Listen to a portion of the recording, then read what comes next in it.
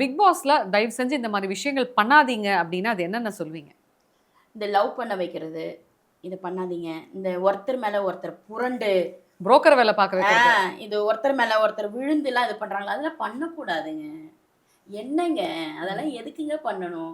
ஒரு ஒரு டைமுக்கு அப்புறம் நம்ம ஸ்கூல் டைம்லாம் பார்த்தீங்கன்னா, கபடியே வந்து லேடீஸ் தான் விளையாடுவாங்க.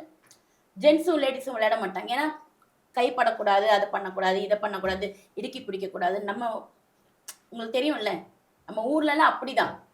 என்னங்க இது? கபடி விளையாட்ட விட ரொம்ப மோசமா இருக்கு. இப்படி பெரல்றாங்கங்க. ஒருத்தர் மேல ஒருத்தரு. நீ ஆம்பளையா, பொம்பளையா அதெல்லாம் எனக்கு தெரியாது. எனக்கு வந்து அந்த பக்கெட் வேணும், அந்த பொருள் வேணும், அந்த இது வேணும்னு உருள்றாங்க. அது பண்ணக்கூடாது.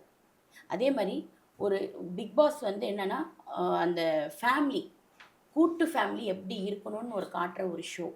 அந்த ஷோவ ஒரு ஒத்துமையா எப்படி இருக்கணும்ன்றத மாரி காட்ட சொல்லுங்க. சூப்பர். அதுதான். அத பார்த்தா தான் பார்க்குற ஆடியன்ஸ்க்கு கூட்டு குடும்பமா வாழணுன்ற ஒரு ஆசை வரும்.